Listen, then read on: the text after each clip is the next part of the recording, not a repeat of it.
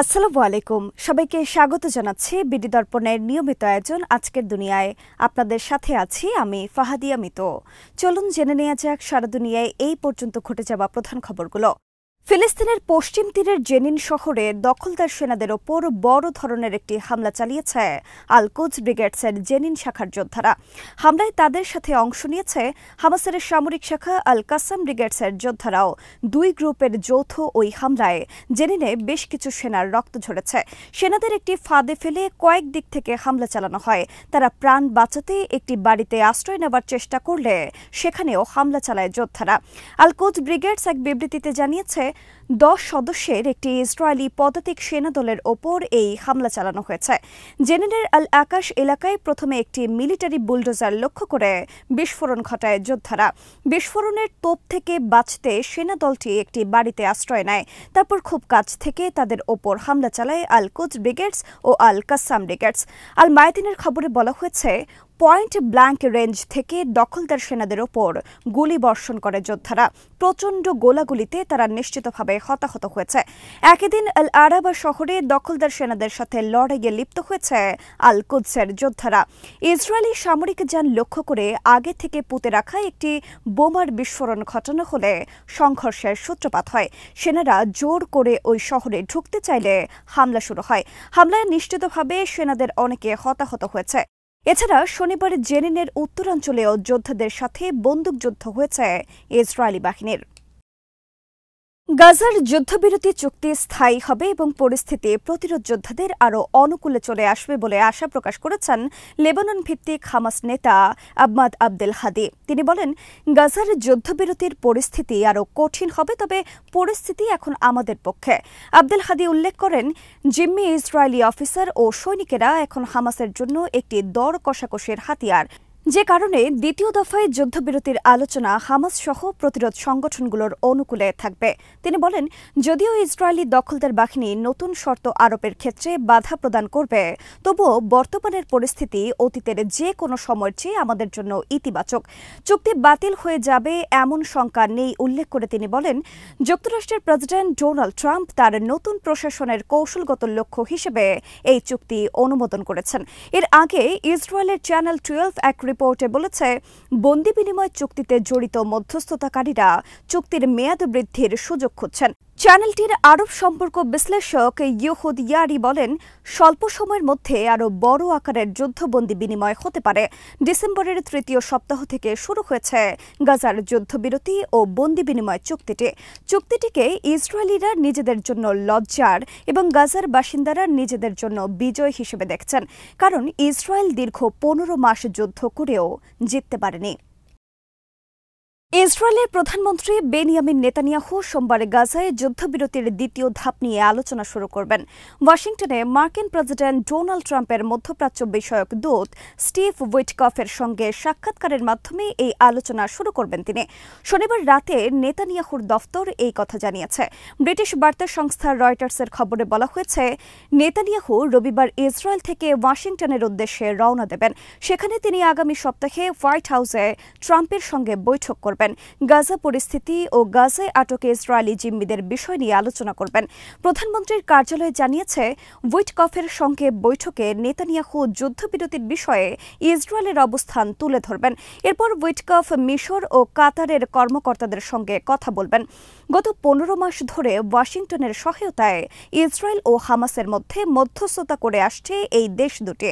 গত মাসে ইসরায়েল ও হামাস একটি জটিল যুদ্ধবিরতি চুক্তিতে পৌঁছায়, যা 3টি ধাপে বাস্তবায়িত হবে। বর্তমানে গাজায় যুদ্ধবিরতি চলছে। এখন পর্যন্ত হামাস 18 জন জিম্মিকে মুক্তি দিয়েছে। বিনিময়ে ইসরায়েল কয়েকশো ফিলিস্তিনিকে কারাগার ও আটক কেন্দ্র থেকে মুক্তি দিয়েছে। সর্বশেষ শনিবার 3 জিম্মিকে মুক্তি দিয়েছে হামাস। এদিন ইয়ার্তেন বিবাস, ওফার কালডিয়ারন এবং কেইত সিগেলকে রেড ক্রসের কাছে হস্তান্তর করে যোদ্ধারা। ইয়ার্তেন বিবাসের 2 শিশু সন্তান ও স্ত্রীকেও জিম্মি হিসেবে গাজায় নিয়ে গিয়েছিল হামাসের যোদ্ধারা। তবে ইসরায়েলেরই বিমান হামলায় প্রাণ হারান তারা। 2023 সালের নভেম্বরে হামাস তাদের মৃত্যুর বিষয়টি জানিয়েছিল। হামাস চুক্তির অংশ হিসেবে হয়তো শিগগিরই তাদের লাশগুলো ফেরত দেবে। শনিবার মুক্তিপ্রাপ্ত জিম্মিদের সবাই বেসামরিক নাগরিক। তাদের বদলে দখলদার ইসরায়েল তাদের কারাগার থেকে 180 জনেরও বেশি ফিলিস্তিনিকে মুক্তি দিয়েছে, যার মধ্যে যাবজ্জীবন ও দীর্ঘ কারাদণ্ডপ্রাপ্ত বেশ কয়েকজন রয়েছেন। এছাড়া শনিবারই গাজা ও মিশর সীমান্তবর্তী রাফা ক্রসিং খুলে দিয়েছে দখলদার ইসরায়েল। শেখ হাসিনার বোনের মেয়ে ও ব্রিটিশ এমপি টিউলিপ সিদ্দিকের বিরুদ্ধে নতুন করে তদন্ত শুরু করেছে দেশটির একটি সংস্থা। সম্প্রতি গোপন সফরে সংস্থাটির কর্মকর্তারা বাংলাদেশে এসে তথ্য সংগ্রহ করেছেন। ব্রিটিশ সংবাদ মাধ্যম ডেইলি মেইল জানিয়েছে, সাবেক সিটি মিনিস্টার টিউলিপ সিদ্দিকের ব্যাপারে তথ্য নিতে বাংলাদেশে এসেছিলেন দেশটির ন্যাশনাল ক্রাইম এজেন্সির কর্মকর্তারা। তারা বাংলাদেশের দুর্নীতি বিরোধী তদন্তকারীদের সঙ্গে গোপন বৈঠক করেছেন। গত মাসে হওয়া এই বৈঠকে ব্রিটিশ গোয়েন্দাদের বাংলাদেশের কর্মকর্তারা জানান, তারা টিউলিপের বিরুদ্ধে দুর্নীতির নতুন তথ্য জোগাড় করতে সমর্থ হয়েছেন। ডেইলি মেইল জানিয়েছে, ব্রিটিশ কর্মকর্তারা এখন টিউলিপ সিদ্দিকের ব্যাংক অ্যাকাউন্ট যাচাই, ইমেইলের তথ্য যাচাই, এমনকি জিজ্ঞাসাবাদের জন্য তাকে ডাকতে পারেন। টিউলিপ সিদ্দিক ও শেখ হাসিনা ছাড়াও তাদের পুরো পরিবারের বিরুদ্ধে রূপপুর পারমাণবিক বিদ্যুৎ কেন্দ্রের অর্থ আত্মসাতের অভিযোগ রয়েছে। 2013 সালে রাশিয়ার প্রেসিডেন্ট ভ্লাদিমির পুতিনের সঙ্গে শেখ হাসিনা এই চুক্তি স্বাক্ষর করেন। তখন সেখানে উপস্থিত ছিলেন টিউলিপ সিদ্দিকও। বলা হচ্ছে, টিউলিপ এতে মধ্যস্থতা করে অর্থ আত্মসাৎ করেছেন। বাংলাদেশের একটি সূত্র সংবাদ মাধ্যমটিকে জানিয়েছে, অভ্যন্তরীণ চুক্তির অধীনে ব্রিটিশ সংস্থাটিকে টিউলিপের বিরুদ্ধে তদন্তের প্রস্তাব দিয়েছেন বাংলাদেশের কর্মকর্তারা। তার বিরুদ্ধে যেসব অভিযোগ উঠেছে সেগুলো যদি প্রমাণিত হয় তাহলে তার 10 বছর বা তারও বেশি সময়ের জেল হতে পারে। বাংলাদেশি এক কর্মকর্তা নাম প্রকাশ না করার শর্তে জানিয়েছেন, ব্রিটিশ গোয়েন্দারাই বাংলাদেশকে এই গোপন বৈঠকটি আয়োজনের প্রস্তাব দেয়। এরপর ঢাকাস্থ ব্রিটিশ হাইকমিশন দুই দেশের কর্মকর্তাদের বৈঠক আয়োজন করে। এর আগেও ব্রিটিশ তদন্ত কর্মকর্তারা বাংলাদেশে এসেছিলেন, সেটি গত বছরের অক্টোবরে। সেবার তারা কথা দিয়ে গিয়েছিলেন, বাংলাদেশ থেকে যেসব অর্থ পাচার করা হয়েছে সেগুলো ফেরত দিতে তারা সহায়তা করবেন। যুক্তরাষ্ট্রে কানাডা ও মেক্সিকোর পণ্য আমদানিতে 25% করে এবং চীনের পণ্যে বর্তমান হারের চেয়ে বাড়তি 10% শুল্ক আরোপ করার ঘোষণা দিয়েছেন মার্কিন প্রেসিডেন্ট ডোনাল্ড ট্রাম্প। শনিবার তার দেওয়া এই সংক্রান্ত নির্দেশ আগামী মঙ্গলবার থেকে কার্যকর করা হবে। ট্রাম্পের এই নির্দেশে নতুন বাণিজ্য যুদ্ধ শুরু হবার ঝুঁকি তৈরি হয়েছে এবং এর জেরে বৈশ্বিক প্রবৃদ্ধিতে মন্দাভাব ও মূল্যস্ফীতি বেড়ে যেতে পারে বলে আশঙ্কা প্রকাশ করেছেন অর্থনীতিবিদরা। ডোনাল্ড ট্রাম্প আগেই বলেছিলেন, তিনি প্রেসিডেন্ট হিসেবে দায়িত্ব নিয়েই চীন, কানাডা ও মেক্সিকোর ওপর নতুন শুল্ক আরোপ করবেন। যুক্তরাষ্ট্রে অবৈধ অভিবাসন ও মাদক পাচার ঠেকাতে এমন পদক্ষেপ নেওয়া হবে। প্রতিশ্রুতি অনুযায়ী ট্রাম্প মেক্সিকো ও কানাডা থেকে যুক্তরাষ্ট্রে আসা সব ধরনের পণ্যের ওপর 25% শুল্ক আরোপ করে পৃথক দুটি নির্বাহী আদেশে সই করলেন। পাশাপাশি চীন যতক্ষণ না ফেন্টানিল মাদকের পাচার বন্ধ করবে ততক্ষণ পর্যন্ত তার উপর অতিরিক্ত 10% শুল্ক আরোপ করে আরেকটি নির্বাহী আদেশে সই করেছেন তিনি। এদিকে যুক্তরাষ্ট্রের শুল্ক আরোপের বিরুদ্ধে পাল্টা ব্যবস্থার ঘোষণা দিয়েছে কানাডা, মেক্সিকো ও চীন।